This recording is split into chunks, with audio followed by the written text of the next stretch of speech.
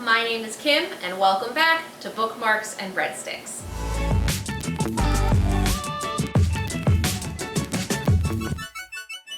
Hi, and welcome back. If you couldn't guess by the book, today I'm here to talk about a biography of the great Nathan from Nathan's Hot Dogs.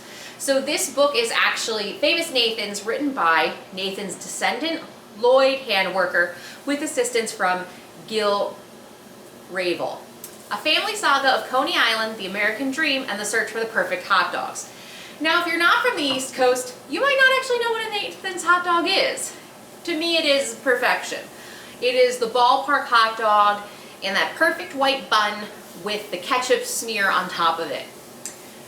So first I should say that I buddy read this book with Danny in February. So Danny is over at Spinelli Speaks. I'll link her in the description below. I am very late with this video. I actually had filmed a review for this and just found it wasn't exciting. I decided to bring Dan in, my husband, to test Nathan's hot dogs. So before we get into the eating portion of this video, what is this book about? It's quite honestly the biography and life of Nathan from his time as a child, as an immigrant, coming to America, and then also his children. I found this book a delight to read. If you're interested in food history, especially something special topics like a Nathan's hot dog, which you can find in grocery stores all over the United States, this is a very approachable book. There are times where it gets a little in the middle of the book. I'd say like the second third of the book. There's a little bit of a long period where industrialization and growing Coney Island becomes more of the focus of the book than Nathan and his family. Where the book is the most successful, I think, is when the book's talking about Nathan, his wife Ida, and just how they made it work. They started off with a little shack at the end of Coney Island that didn't even have a real floor. It was sand with floorboards on top of it. And then the book goes all the way through to his sons and how neither truly wanted to take over the business but wanted to take Nathan's name, and how each had successes and failures along the way. Now, if you're from the East Coast, you probably recognize a hot dog or a ballpark frank as hot dog, bun, ketchup, maybe a little onion, maybe a little relish. We live in Chicago now, and I find the biggest I had no idea. You think Chicago deep dish and New York City pizza has its battle, you should really see the debate against hot dogs. I didn't realize when you came to Chicago, they don't give you ketchup for your hot dogs. Like, you're a monster if you put ketchup on your Chicago dog. A Chicago dog has mustard, onions, relish. I think that's really it. There's a tomato on there. Sometimes there's what is lettuce. it? Sometimes lettuce, maybe Giardella. It's like this pepper mix. Yeah, there's like a sweet and a hot pepper on there. Yeah, a sweet and hot pepper relish, which I'll put the word over here because I don't know how to say it, because frankly I don't like it. I tried it once and said this is not the hot dog I grew up with. My dad wasn't a fan of them or anything. So, would I recommend this book? Highly recommend it. Thank you, Danny, for being my first ever buddy read for this channel. She also has a 60-second review of this book, which I'll link below. So that was an amazing way to kick off buddy reading.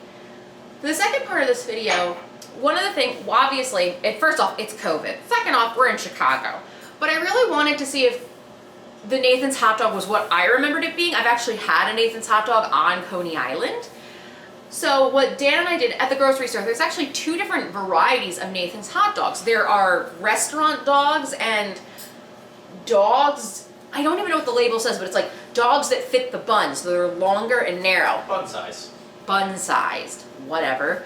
One of the biggest things that happened in Nathan's lifetime was that eventually the casings on hot dogs went away, and they became known as skinless dogs, which I think is the most disgusting term I've ever heard.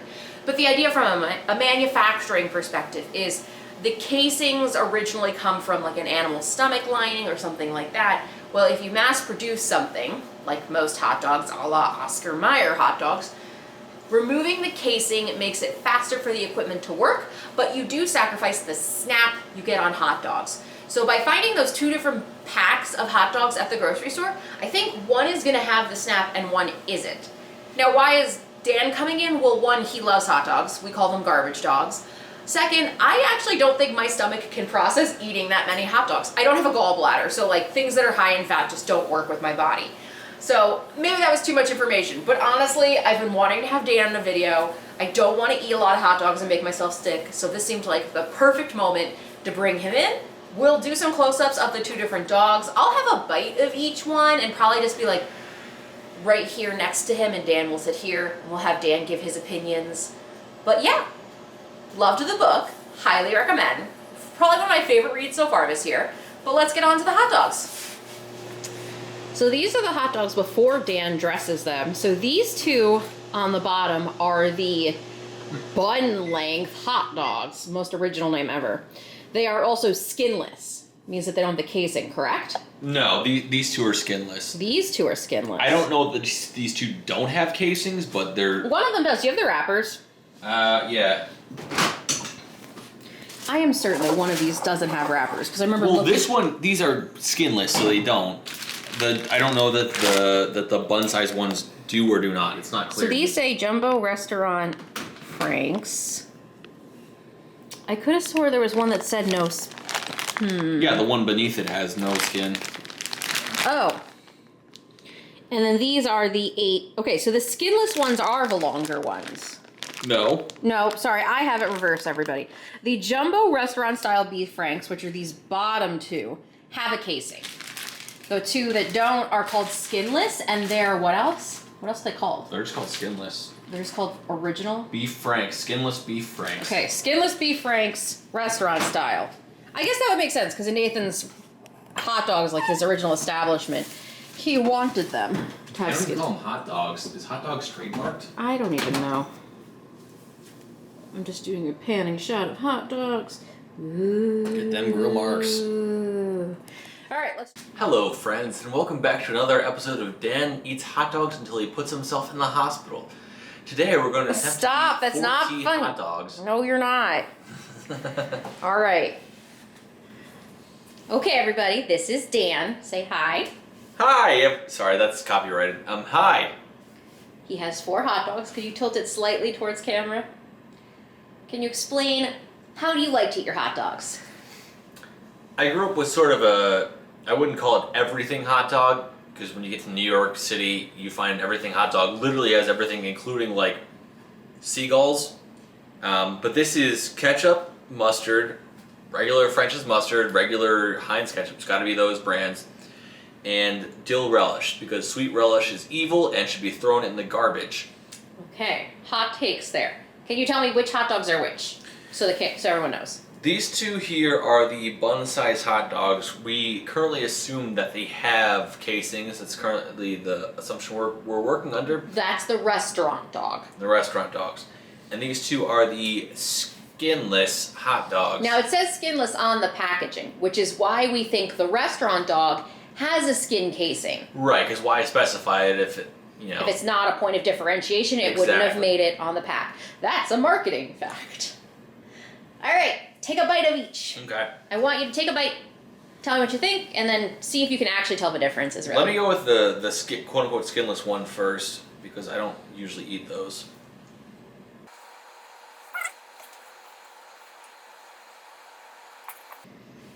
Yeah, so Look up. definitely eating that one, I feel like there is that difference. There's no resistance in biting into it. So no snap. Maybe? There's no snap. And we got the bun size.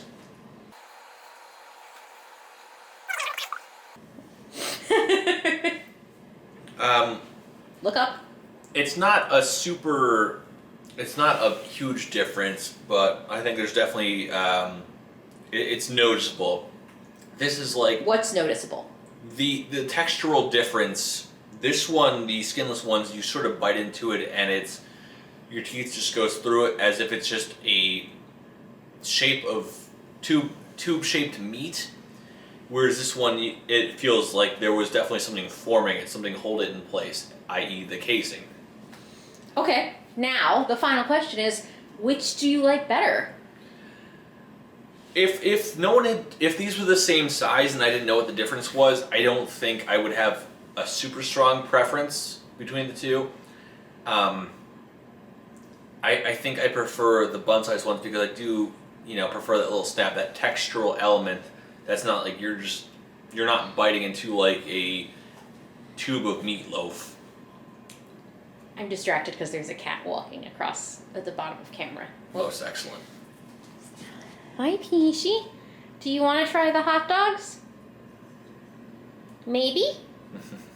Maybe? No, not yet. Any final thoughts?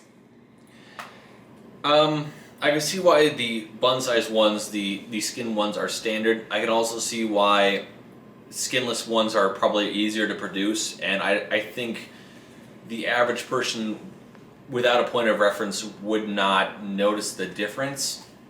It's definitely it's fine. It doesn't taste any different. The textural element is not too strong if you don't have an active point of comparison. But I grew up with, hot dogs that had a good snap to it, like that skinlet element. Even if it's, hot dog, but like it makes you feel like you're eating a little bit higher quality of a thing. Ah, the cat's attacking the scratching post, which is where we're keeping the camera. Other cat. Yeah. Okay, say like and subscribe. Like and subscribe. Thanks, guys. Bye.